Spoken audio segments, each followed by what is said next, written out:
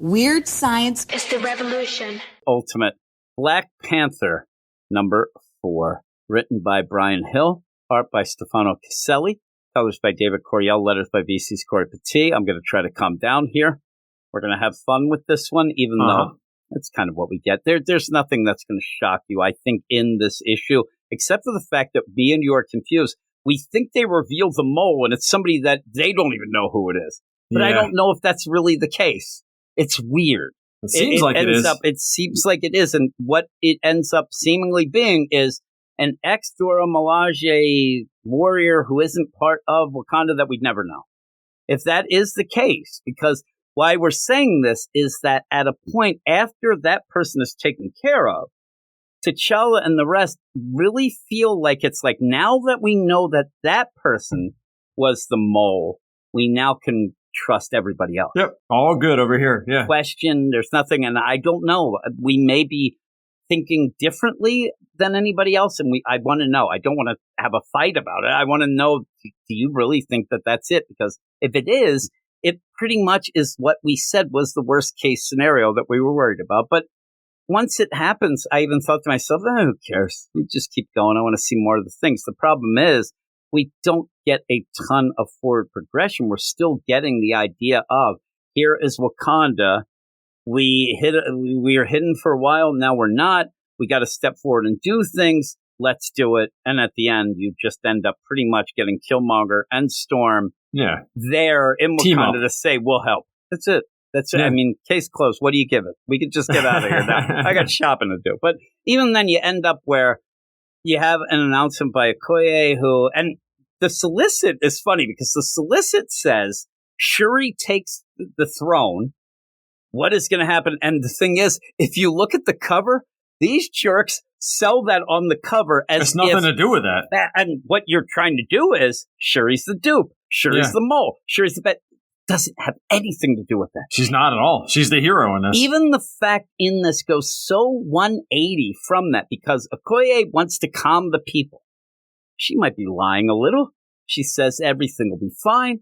T'Challa's out doing things. Your king, I've heard from him. He told me everything's great. He sent me a postcard.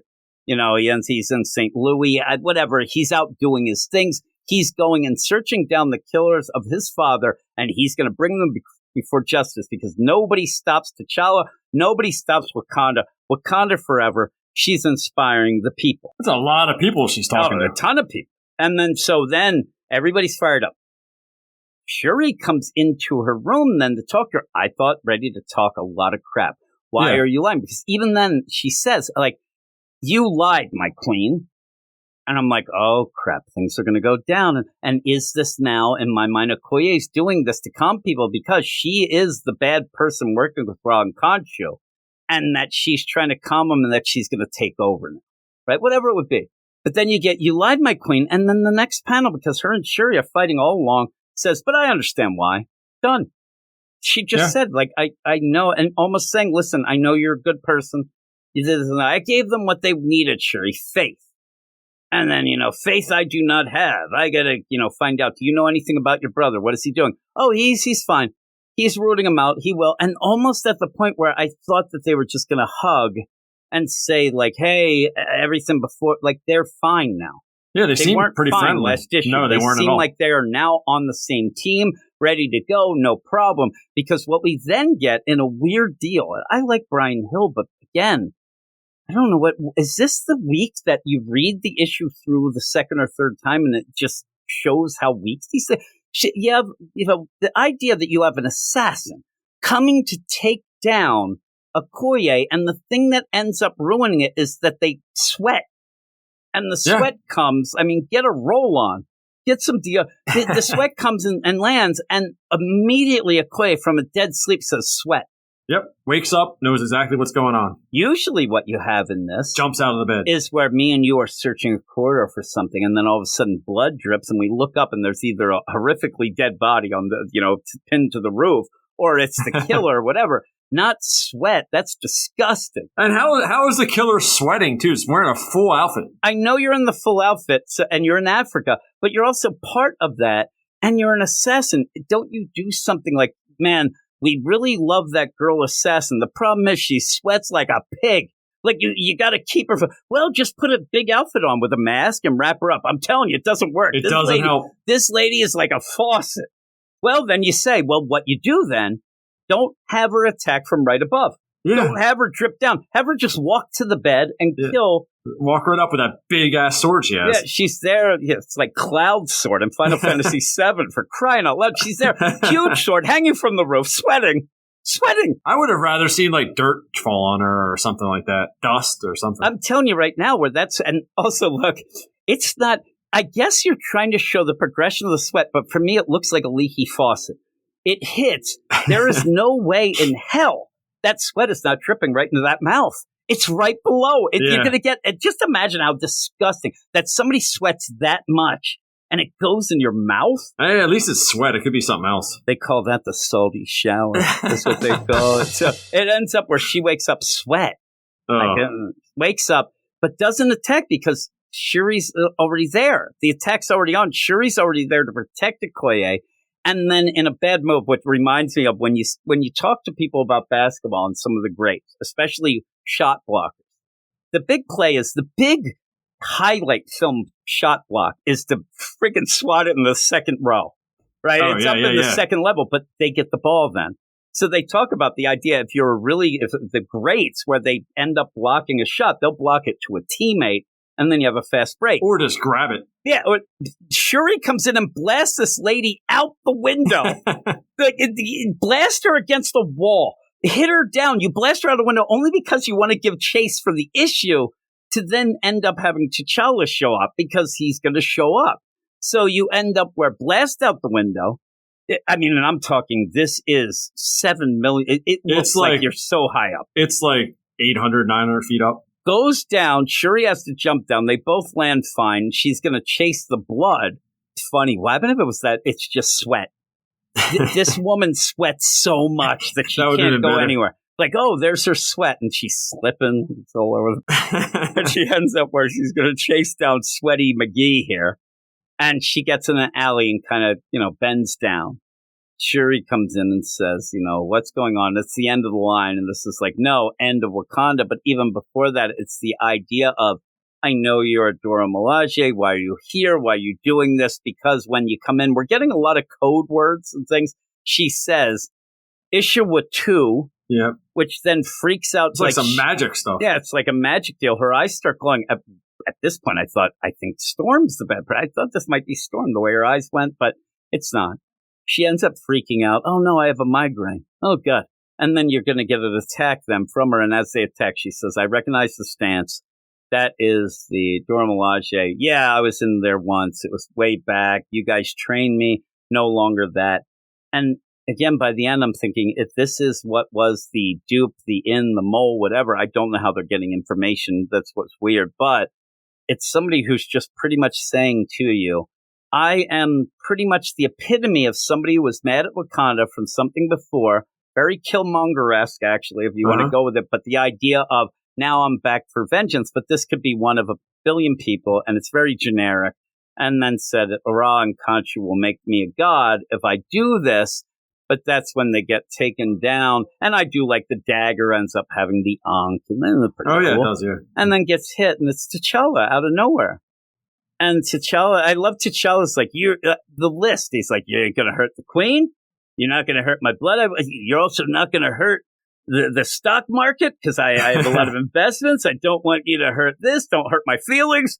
He goes and then randomly just picks out one of these cubes off of his armor to throw it at her to electrocute her and knock her out for them to say, now we're going to use the Voodoo Khan to go and go into her mind, see exactly what's happening, who's bad, who's not, where Ra and Khonshu are. And this girl ends up pretty much activating. She bites the cyanide pill and just blows basically, up. And it's the Ra Khonshu version where all of a sudden light comes out of your eyes, your mouth, and probably a couple other orifices. Yeah, every coming orifice. In old mommy. Right? And she's like, oh no. I'm like, oh brother, what is it? Goddess. I'm like, all right. And it's done.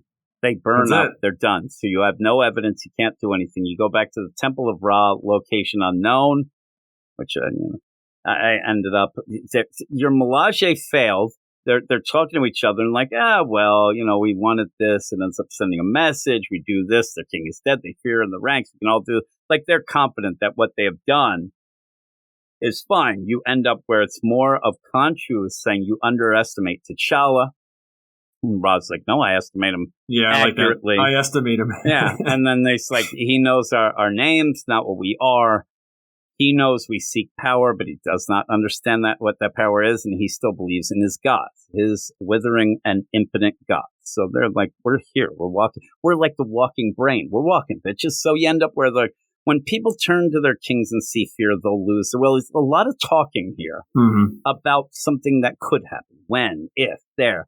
And just says, when kings turn to their gods and see weakness, they lose everything. I have tired of playing. What he's saying in my mind is, everybody's going to lose faith in T'Challa, but T'Challa's going to lose faith in his gods. But what does that mean anyway? Of like, they're going to come to him. He's never going to come to you. It just ends up being talk and says, I'm tired of playing with spies and assassins. There you go. That's where I thought, case closed, that Dora Milaje ex-deal rando was the deal. Yeah, I think that's it. How are you going to play along with that?